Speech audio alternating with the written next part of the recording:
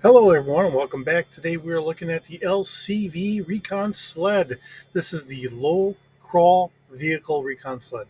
The LCV Recon Sled, otherwise known as just the Recon Sled, um, was first released in the United States in 1986. It was also sold in 1987 and unfortunately was discontinued domestically in 1988.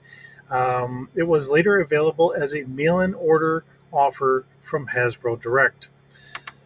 Okay, so Yojo.com here supplies us with some wonderful views of the front view, and then we have a nice rear view here, and then we have a side view.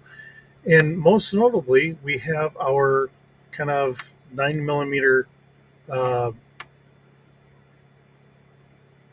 machine gun, for lack of better ways of saying it. This is supposed to be a fully automatic um, submachine gun or so. Um, I think submachine gun would probably be about really the best way to call it, just with a nice magazine onto it. That's what we have here. And of course, it's got the engine and all that back here. Um, and again, it's an interesting take on a motorcycle. Now, this is meant so that way it can kind of go up rocky terrain and everything else. Um, we just kind of go from that point. So, uh, we have enough stabilization in the front that we don't need an actual kickstand here. Um, Although you do kind of lay down on this, so it is an interesting take on how to actually drive. I don't know if we actually have motorcycles that we lay down this much on it. We might, I just don't know. There could be some concept bikes out there.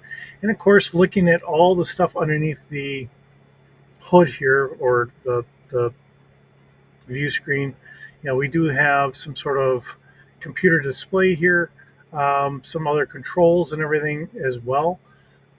So, as far as that goes, it really makes one wonder how good of a targeting computer it's going to have or anything else. I kind of kept things a little bit on the basic side. This is a prototype style vehicle. Um, as we look at the box cover with Bazooka, and then we get to look at the back cover here, and it shows us everything. And it says machine gun. I would say it's probably closer to a submachine gun, but it is what it is. It's fine. And we have periscope on the top here. Give us a little, hopefully, better view for trying to look over something. So, all right. Now, easily broken and lost pieces. The periscope is easily lost and or missing. The tabs for the canopy can break. So it's things to keep in mind if you do have these, and you probably already know that if you do. Sunbow. So we do have one shown here. I do know that there was one.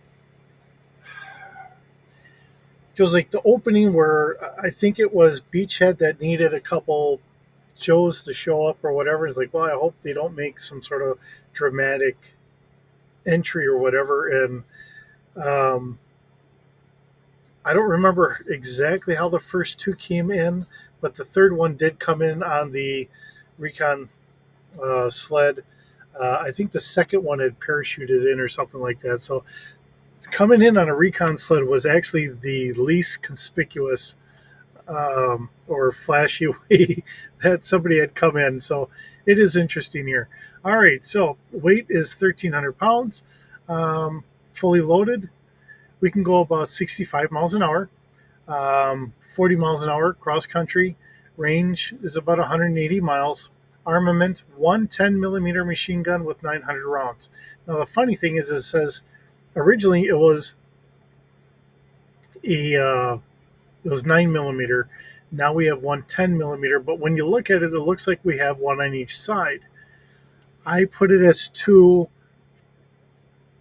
essentially machine guns or laser equivalents, just trying to keep it at that regard.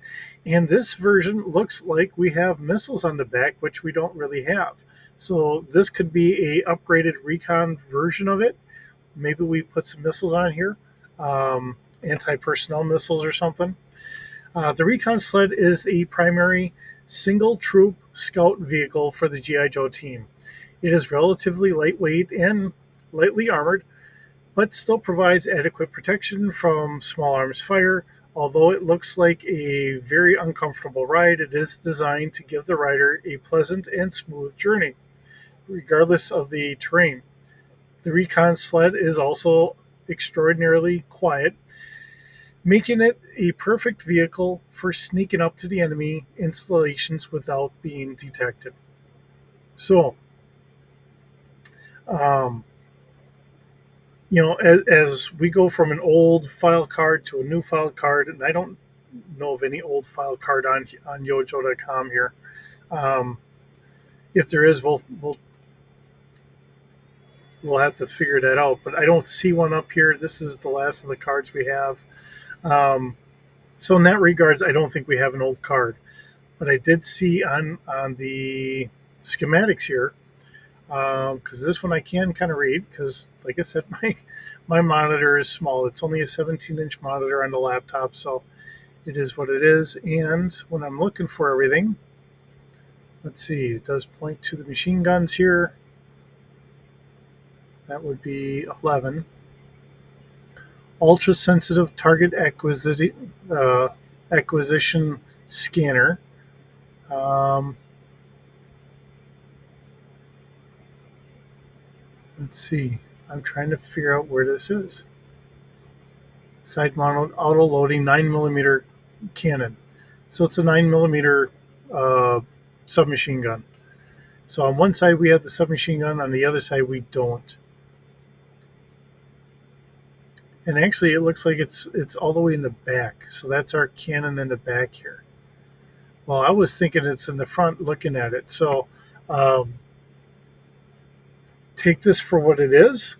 Looking at it a little bit more than what I was initially, because I'm just looking at it and I'm thinking on the left and right side is that, and this is all part of the engine in the back. Um,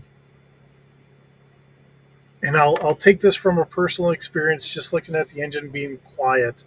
Um, they actually have what they call silencers for like UTVs, ATVs, stuff like that, to make the muffler even quieter. So hopefully, if you're using it for deer season up here in the north, as well as anywhere else in the country or any other country for that matter, um, it quiets the exhaust, the actual muffler down even more, so that way it doesn't scare deer or whatever else you may be hunting, depending on your geologic or geographical location. Okay, um, so I do apologize because, like I said, when I'm looking at this, I'm thinking that we have cannons on the front, which to me make a little bit more sense than having one in the rear. Um, so that's kind of how I have this designed. Is I'm thinking we have the submachine guns in the front, not in the rear, and this is an exhaust on the back. So I do apologize for that. Okay. And then something to think about. Now, this didn't come with a figure or anything, but back in 1986, this was $3.39, so less than $4, about $3.50 ish. So it is an interesting thought. Okay, so as we bring this into our G.I. Joe slash Star Wars universe, okay, um, we have our sled at speeder scale. Now, looking at the length of it, I'm guessing again on this. So I'm figuring it's about 10 feet, so about 3 meters. Has a crew of one. I figured a passenger of one, looking at it, if you wanted to throw someone up here or something like that, but it's going to be at a +5 difficulty for whatever you're doing. So if you really needed to throw someone up on top of that, or just get them in there somewhere so you can take off, why not throw that in there? But it is going to be making everything you're doing on the sled a little bit more interesting. Again, I'm doing this because it's just a standard from Star Wars in the aircraft. or a spacecraft, whatever. Whenever you're looking at any of the fighters, um, actually, I suppose what I should do is I should be looking up, and I'll open this up on my. We have 45 kilograms. Um, two pounds. All right, so that's roughly about 99 pounds, 100 pounds, somewhere in that neighborhood of gear. Um, why don't we see if we can't drop that down to, I don't know, 50, 25. So that takes us down to roughly 55 pounds um, of gear or whatever. I think that might make a little bit more sense because I don't typically play with a lot of the stuff. I just kind of leave it here and we'll deal with that. And actually, here, because of myself being in the old imperial system for um, how things work, I will throw in pounds. That way, my little pea-sized brain can actually keep this all straight. Okay, so this is roughly, I'm figuring about a 1/2 coverage. Again, now I mentioned this yesterday for the Havoc because we have someone sitting all the way up on top.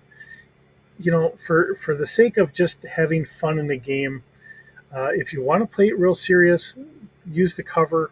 Um, Maybe even if you wanted to, throw a 3/4 cover in here. I think 1/2 coverage would do pretty good. Um, but if I'm just playing it with the guys, if they're on a machine, that's what's getting hit first, not them. Just trying to keep things fun and entertaining and all that. That's my reasoning. Um, so altitude range, of course, this is going to be ground based. Has a maneuverability of 2D. Not knowing exactly how well this works in the front, how well that turns. I don't know if 2D is going to be good or if maybe we should throw it up to a 3D. Um, 10 feet long is not overly long, so it should have a nice tight turn radius. So I guess I'm talking myself into it. We're going to make it a 3D after all. Um, Now, this is supposed to go about 65 miles an hour, so that comes out to being 104 kilometers an hour. I gave it a body strength of 3D, not the strongest, but it is above average. So I figured that whatever we're going to have this in, it's going to be a little bit beefed up with whatever composite materials they're going to use. So if you're going over rocks or over other heavy terrain, or you are getting shot at, you have some kind of protection for whoever the driver is. Okay, now like I said, I'm looking at the front, and to me, this looks like it is the submachine guns. And this on the back looks like that is your muffler and everything else. So I have this kind of wrong. If you want to correct this, um, I'm going to leave it the way it is because I'm going to say it has a fire arc up front. If you want to properly make this correct, it would be a fire arc is rear, and it only have the one blast. It would be like a blaster carbine, um, and that would be at 5D. Because I'm seeing that this is a dual, it's going to be up one die, so it's going to be a 6D. The range could stay the same. The fire control may stay the same. If the periscope helps aim, then maybe you might want to bump it up. But I'm thinking it's going to be a 1D, more off of the angle of the Recon sled itself. So I'm going to leave it the way it is. If you want to make it a little bit more lore accurate than what I'm doing, by all means, change it for what works for you. That's what this is all about. These are my ideas. If something's not right, please change it and make it right for your game or your scenario and how you want to do it. Um, because I'm never going to sit here and say I'm right all the time. I like to think I'm mediocre at best, and I'm just taking a good pot shot at this. And if I get things wrong, I get things wrong, and I understand that I am not an expert. I just have fun with this, and that's what all this is for. So, um, It is a smaller vehicle. We don't have as many other bells and whistles to add in here like the Havoc yesterday, where really it was two vehicles in one. This is just a simple kind of different take on a motorcycle in order to go through maybe rough terrain and everything else. Something small and loaded around, so you can do a little bit more recon with it. But it is interesting. It is a nice take on things, and they give it a nice backstory as to why it is the way it is. So um, it's a nice addition to the whole galaxy, especially for a GI Joe campaign. Whether you bring it into just a Earth type planet or into the greater Star Wars galaxy, either way, it is a nice addition to it. So, with that, hope you enjoy this series. It's fun bringing this to you every day. Hope you have a wonderful day. We'll see you in the next video.